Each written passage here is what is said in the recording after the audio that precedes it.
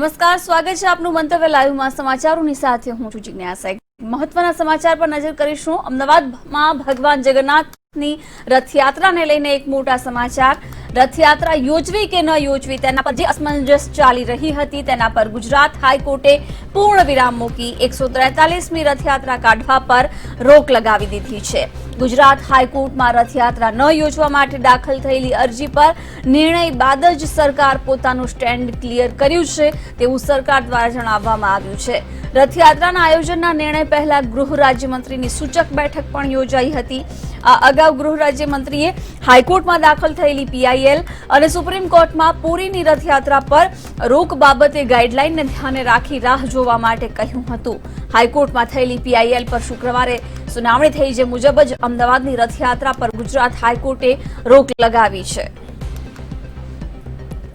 અને આજ અંગે વધુ વિગતો મેળવીશું। સંવાદદાતા રિઝવાન શેખ જોડાયા છે। રિઝવાન, રથયાત્રા પર રોક લગાવવાની વાત હાઈકોર્ટે કરી છે, શું વિગતો? કહી શકાય કે રથયાત્રાને લઈને જે ગુજરાત હાઈકોર્ટમાં જે પીઆઈએલ દાખલ કરવામાં આવી હતી તેને લઈને આજે અર્જન્ટ કોર્ટમાં સુનાવણી હાથ ધરવામાં આવી, જેમાં ખાસ કરીને ગુજરાત હાઈકોર્ટે 143મી જે રથયાત્રા છે તેના ઉપર રોક લગાવી દીધી છે। તેના પાછળનું જે કારણ એ છે કે જે રથયાત્રા નીકળે તો જે કોરોના સંક્રમિત જે કેસો જે સંખ્યા છે એ વધી શકે છે અને ખાસ કરીને અત્યારે જે કોરોના જે ફેલાઈ રહ્યું છે તેને રોકવા માટે આ નિર્ણય જે ગુજરાત હાઈકોર્ટ દ્વારા લેવામાં આવ્યું છે। અને મહત્વની વાત એ છે કે 23મીએ જનતા કર્ફ્યુ પણ જાહેર કરવામાં આવ્યું હતું અને ખાસ કરીને જે ઓડિશાની પુરીની જે રથયાત્રા પર સુપ્રીમ કોર્ટ દ્વારા જે રોક લગાવવામાં આવી, હવે અમદાવાદની રથયાત્રા પર રોક લગાવવામાં આવી છે। એટલે કહી શકાય કે હાઈકોર્ટનો ચુકાદો ખૂબ જ મહત્વનો માનવામાં આવી રહ્યો છે। જી બિલકુલ, કોરોનાનું સંક્રમણ વધુ ન ફેલાય તેને ધ્યાનમાં રાખતા આ નિર્ણય લેવાયો છે। હાઈકોર્ટે આ નિર્ણય પર ચુકાદો આપ્યો છે, પરંતુ તેમ છતાં રિઝવાન, હવે કેવી શક્યતાઓ છે? મંદિર ટ્રસ્ટ તરફથી હવે કેવા નિર્ણયો લેવામાં આવી શકે છે રથયાત્રાને લઈ? હાઈકોર્ટ દ્વારા જે ચુકાદો જે આપવામાં આવ્યો છે તે ચુકાદાને મંદિરના મહંત દ્વારા સ્વીકારવામાં આવ્યું છે અને તેમણે એવું જણાવ્યું છે કે આવતીકાલે તેઓ સરકાર દ્વારા વાટાઘાટો કરશે અને ત્યારબાદ જે છે આગળનો નિર્ણય લેશે। એટલે રોડ ઉપર જે હવે રથ જે યાત્રા જે નીકળવાની હતી તે યાત્રા તો હવે નહીં નીકળી શકે, પરંતુ જે અન્ય જે વિધિઓ છે તે વિધિ માટે કેવી રીતની જે નિયમો અને શરતો રાખવી અને શું કેવી રીતની આ જે કાર્યવાહી કામગીરી કરવી તેને લઈને આ જે છે આવતીકાલે તેઓ સરકાર દ્વારા વાટાઘાટો કરશે। બિલકુલ રિઝવાન, નગરચર્યાએ નહીં નીકળે ભગવાન જગન્નાથ, તમામ રૂટો પરથી રથયાત્રા નીકળવા પર રોક લગાવવામાં આવી છે, પરંતુ મંદિર પરિસરમાં જ શું તમામ વિધિ કરવામાં આવી છે, કેવી શક્યતાઓ છે? હાલ જે હાઈકોર્ટના ચુકાદાને ધ્યાનમાં રાખીને જો જોવામાં આવે તો હાઈકોર્ટમાં જે રજૂઆત કરવામાં આવી કે જે અમદાવાદ જે હોટસ્પોટ બની ગયો છે ગુજરાતમાં અને જે કોરોના કેસો વધી રહ્યા છે તેના અનુસંધાનમાં હાઈકોર્ટે જે અરજદાર છે તેમની રજૂઆતને માન્ય રાખી છે। તો બીજી તરફ જે રથયાત્રાના દિવસે જે વિધિઓ છે તેને લઈને મહંત દ્વારા આવતીકાલે વાટાઘાટો થશે અને ત્યારબાદ જ લોકોને ખ્યાલ આવશે કે 23મીએ કેવો માહોલ જોવા મળી શકે છે।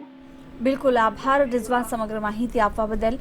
તો રથયાત્રા આ વખતે નહીં યોજાય, ઇતિહાસમાં કદાચ પ્રથમવાર એવું બની રહ્યું છે કે અમદાવાદમાં રથયાત્રા નહીં યોજવામાં આવે। મોરારી બાપુ પર ભાજપના નેતા પબુભા માણેકના વિવાદના ઘેરા પ્રત્યાઘાત પડ્યા છે, જ્યાં મંત્રી ભૂપેન્દ્રસિંહ ચુડાસમા સહિત ભાજપના નેતા ભરત પંડ્યા અને સાંસદ ભારતીબેન શિયાળ મુલાકાત લેવા માટે પહોંચ્યા, જ્યાં વિવિધ સામાજિક સંગઠનોના અગ્રણી પણ પહોંચ્યા। આ ઉપરાંત લોકગાયક કીર્તિદાન ગઢવી પણ પોતાનું સમર્થન આપવા માટે તલગાજરડાના ચિત્રકૂટ આશ્રમ ખાતે પહોંચ્યા હતા। આમ સમગ્ર દિવસ દરમિયાન આશ્રમ બહાર અનેક ચહલ પહેલ જોવા મળી હતી।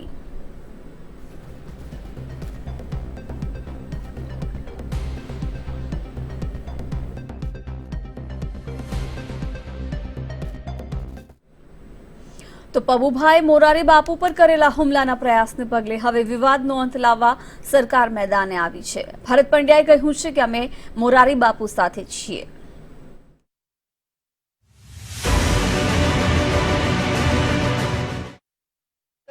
અમે એમની પાસે લાગણી વ્યક્ત કરવા આવ્યા હતા અને હવે અમારે જ્યાં જે લાગણી વ્યક્ત કરવાની છે એ પણ લાગણી વ્યક્ત કરીશું।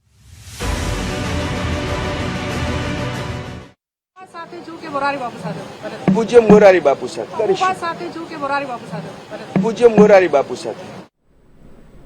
તો આ ઘટનાને વખોડતા ભૂપેન્દ્રસિંહે પણ કહ્યું છે કે પબુભા સામે પોલીસ કાર્યવાહી કરશે. જે કંઈ દ્વારકામાં બન્યું છે એને અમે અમારા આગેવાનોએ પણ સખત શબ્દોમાં વખોડ્યું છે. ઘટના વખોડવામાં જ આવી છે કે પછી પબુભાની સામે પગલાં પણ લેવામાં આવશે?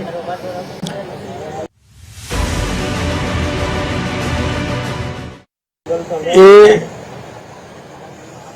પોલીસનો વિષય છે અને પોલીસ એની કાર્યવાહી કરશે. ગાલવાન વિવાદ પર ભારતે ચીનનો દાવો ફગાવ્યો છે. ભારતે ગાલવાન ખીણમાં ચીનની હરકતો વિશે વિસ્તૃત નિવેદન જાહેર કર્યું છે.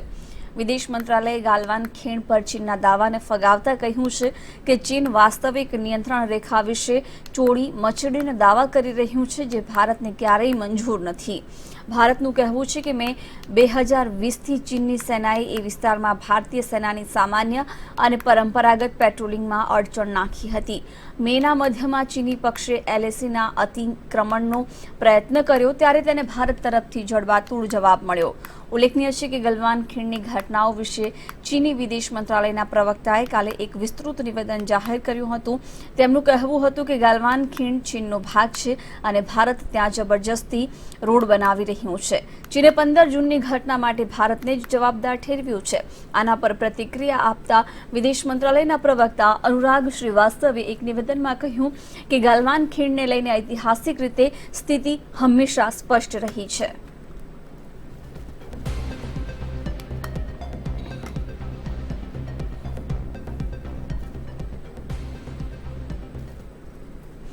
હૈદરાબાદમાં કમ્બાઇન્ડ ગ્રેજ્યુએશન પરેડ ચાલી રહી છે અને આ દરમિયાન આઈએએફ પ્રમુખ આરકેએસ ભદૌરિયા પણ હાજર રહ્યા. તેઓએ વર્તમાન પરિસ્થિતિને લઈને ખુલીને વાત કરી છે. એકેડેમીની પાસિંગ આઉટ પરેડ અને કમ્બાઇન્ડ ગ્રેજ્યુએશન સેરેમનીને સંબોધન કરતા એર ચીફે કહ્યું કે ગલવાન ઘાટીમાં શહીદ જવાનોનું બલિદાન વ્યર્થ જવું ન જોઈએ. પોતાના સંબોધનની શરૂઆતમાં એર ચીફે કહ્યું કે હું લદ્દાખમાં શહીદ થયેલ કર્નલ સંતોષ બાબુ અને તેમની ટીમના જવાનોને શ્રદ્ધાંજલિ આપું છું. એક ઊંચા રણક્ષેત્રની ચેલેન્જીસ વચ્ચે જે પ્રકારે પોતાની વીરતાનું પ્રદર્શન કરતા તેઓ શહીદ થયા તે દેશની સંપ્રભુતાની રક્ષા છે. તણાવ વચ્ચે પણ અમે આ સ્થિતિને શાંતિપૂર્ણ રીતે સોલ્વ કરવાનો પ્રયાસ કરી રહ્યા છીએ.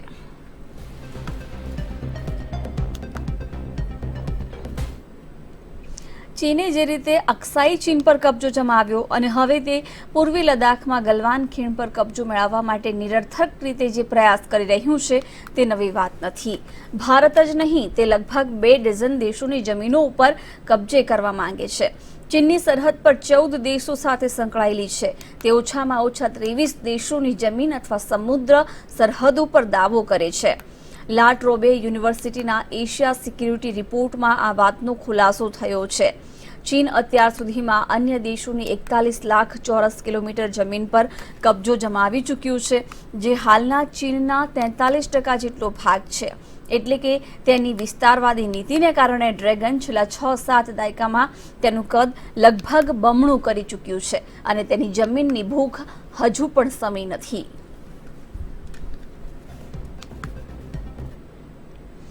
ભારતીય વાયુસેનાને 2 મોરચે પડકારનો સામનો કરવા માટે ફાઇટર જેટ્સની સખત જરૂર છે અને આ પડકારને પહોંચી વળવા માટે ભારતીય વાયુસેનાએ રશિયા પાસેથી 21 નવા MiG-29 અને 12 સુખોઈ 30 વિમાનો ખરીદવા માટેનો પ્રસ્તાવ સરકારને મોકલ્યો છે. ત્યારે રશિયાએ કહ્યું છે કે ભારતની જરૂરિયાતને ધ્યાનમાં રાખીને અમે વહેલી તકે આ જેટ્સ ભારતને આપવા માટે તૈયાર છીએ. એક મીડિયા રિપોર્ટ પ્રમાણે રશિયા હાલમાં MiG-29 વિમાનોને વધારે આધુનિક બનાવી રહ્યું છે. એક વખત આ પ્રોજેક્ટ પૂરો થશે તે પછી આ વિમાનો 4થી પેઢીના ફાઇટર જેટ્સની સમકક્ષ થઈ જશે. ભારતીય વાયુસેના પહેલેથી જ MiG-29 વિમાનોનો ઉપયોગ કરી રહ્યું છે. આધુનિકરણ બાદ તેને હથિયારો લઈ જવાની અને ઉડાન ભરવાની ક્ષમતામાં વધારો થશે. તે આગામી 40 વર્ષ સુધી સેવા આપવા માટે સક્ષમ રહેશે.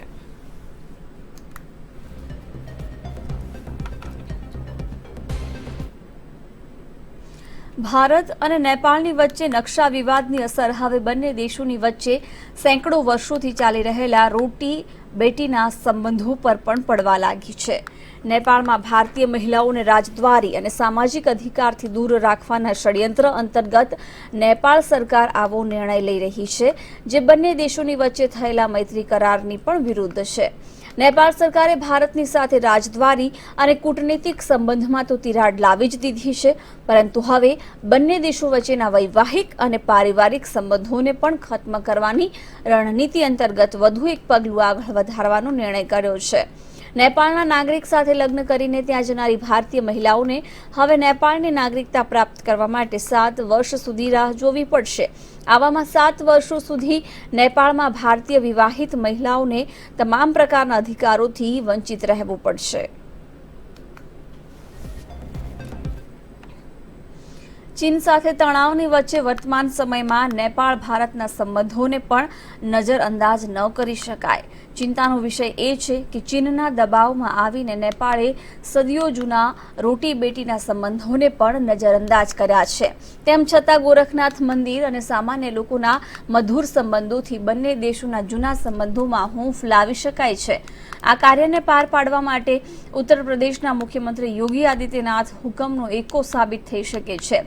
ઉલ્લેખનીય છે કે યોગીએ હાલમાં જ નેપાળને ચેતવ્યું હતું કે તેણે પોતાના દેશની રાજકીય સીમાઓ નક્કી કરતા પહેલા તિબેટની હાલત યાદ રાખવી જોઈએ. આ વાત પર નેપાળના વડાપ્રધાન ઓલી ઘણા નારાજ હતા.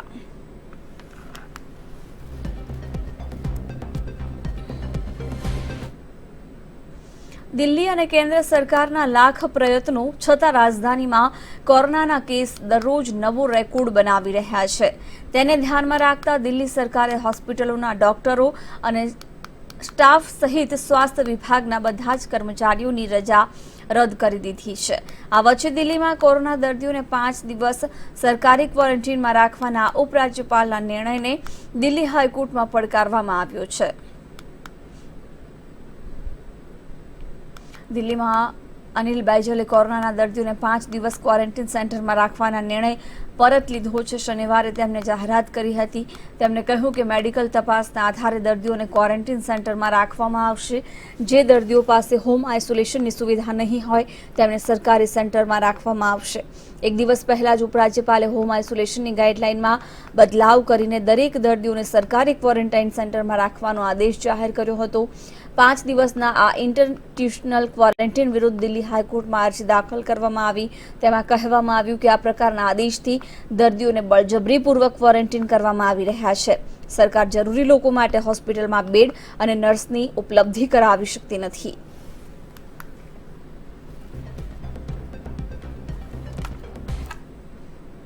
તો આ સાથે જ મંતવ્ય લાઈવમાં હાલ રોકાઈશું એક બ્રેક માટે.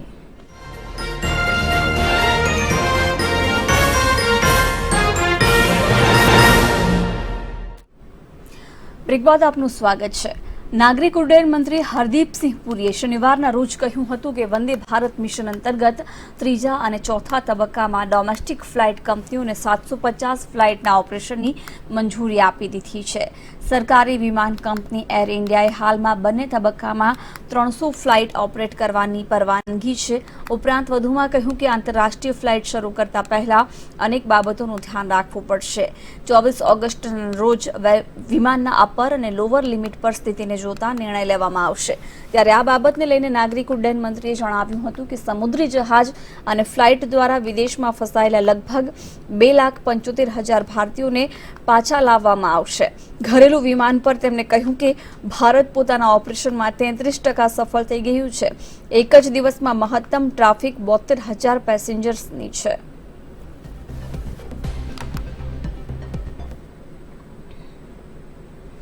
Board of control for cricket in ઇન્ડિયાના અધ્યક્ષ સૌરવ ગાંગુલીના પરિવારમાં પણ કોરોના સંક્રમણનો કેસ સામે આવ્યો છે.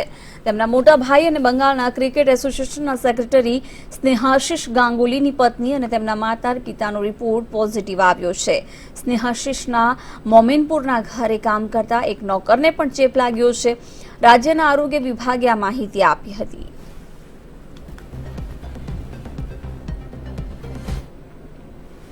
WHO કોરોનાને લઈને એક નવા અને ખતરનાક તબક્કાની ચેતવણી આપી છે અને આ ચેતવણી એ સમયે આવી છે જ્યારે બહાર આવ્યું છે કે કોરોના વાયરસ ગત વર્ષ ડિસેમ્બર મહિનામાં ઇટલીમાં હતો।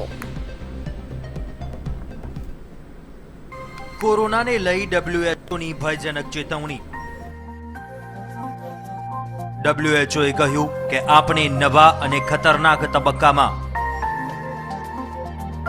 વિશ્વમાં કુલ સંક્રમિતોનો આંક પહોંચ્યો 87 લાખને પાર। પરિસ્થિતિ હવે વધુ ગંભીર બનશે। કોરોના વાયરસના સંક્રમણ 87 લાખનો આંકડો પાર કરી ચૂક્યો છે।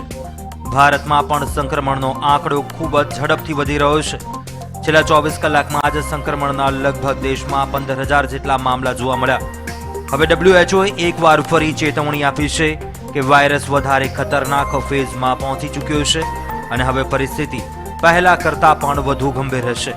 તમને જણાવી દઈએ કે વૈજ્ઞાનિકો પહેલેથી જ વાયરસના બીજા તબક્કાની વાત કરતા આવ્યા છે। હાલમાં જ જોવા મળ્યું છે કે વાયરસના સ્પાઇક્સ કેટલા ગણા વધ્યા છે, જેને કારણે આ વાયરસ 10 ગણો વધારે ખતરનાક થઈ ગયો છે।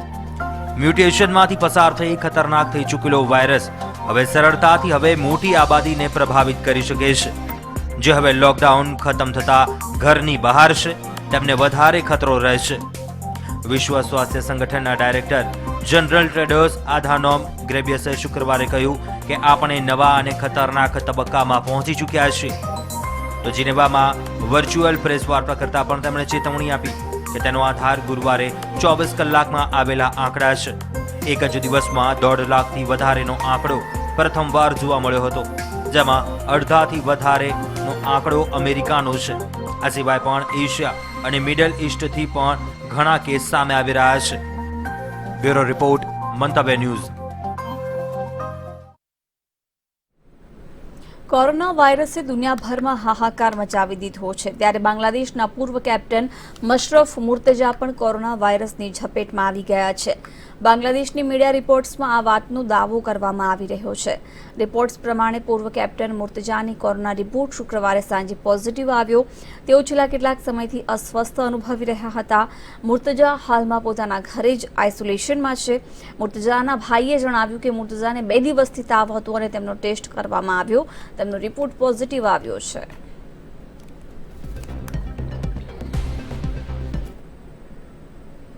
કોરોનાને લઈને ચીનના ટોચના રોગ નિષ્ણાતોએ ધડાકો કર્યો છે।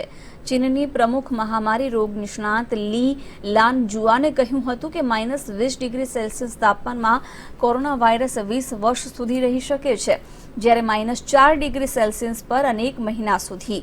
ચીનના સરકારી સમાચાર પત્ર ગ્લોબલ ટાઇમ્સે ન્યૂઝ સર્વિસના કહ્યા પ્રમાણે આ વાત પ્રકાશિત કરી છે।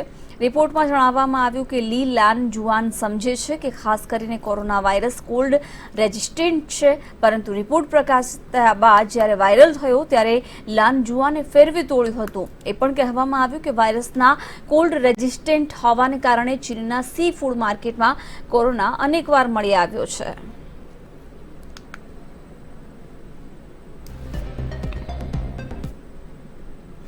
વિશ્વભરમાં અત્યાર સુધીમાં કોરોના વાયરસના 87.87 લાખ કેસ નોંધાયા છે, જેમાં 4,63,156 લોકોના મોત થયા છે।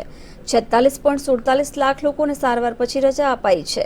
રશિયામાં એક જ દિવસમાં 7,972 કેસ નોંધાયા છે, જેમાંથી 2,579 કેસ એવા છે જેમાં કોઈ લક્ષણ નથી। રશિયામાં 5,76,952 કેસ નોંધાયા છે અને 8,000 લોકોના મોત થયા છે। સંક્રમણની દ્રષ્ટિએ તે ત્રીજા નંબર છે। ગ્વાટેમાલામાં સંક્રમણના કેસ વધતા રાષ્ટ્રપતિ એલેજેન્ડ્રો ગિયામટેએ સ્વાસ્થ્ય મંત્રી હ્યુગો મોનરેને હટાવ્યા છે। તેમની જગ્યાએ પૂર્વ નાયબ સ્વાસ્થ્ય મંત્રી એમેલિયા ફ્લોરસને જવાબદારી અપાઈ છે। અમેરિકામાં અત્યાર સુધીમાં 22.97 લાખ કેસ નોંધાયા છે, જેમાં 1,21,407 લોકોના મોત થયા છે। 9.56 લાખ લોકોને સારવાર પછી રજા અપાઈ છે।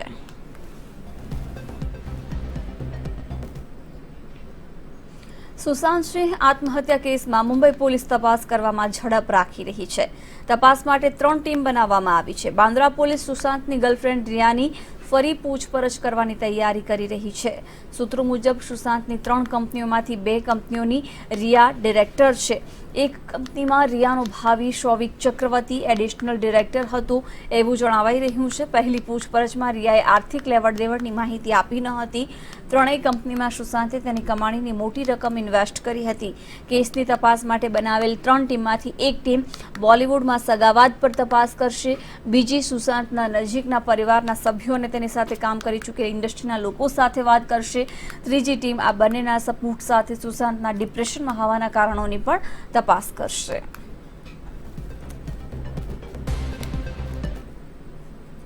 જમ્મુ કાશ્મીરના કુલગામ જિલ્લાના લીખડીપોરામાં એન્કાઉન્ટર શરૂ થઈ ગયું છે, જેમાં એક આતંકવાદીને ઠાર કરવામાં આવ્યો છે। હજુ સુધી તેની ઓળખ થઈ શકી નથી।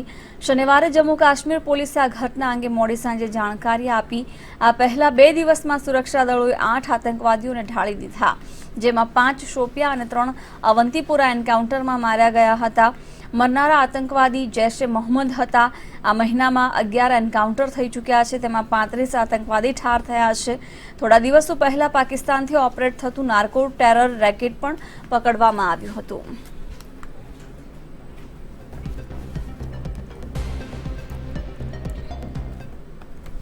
તો મંતવ્ય લાઈવમાં અત્યારે બસ આટલું જ। મને આપશો રજા। નમસ્કાર।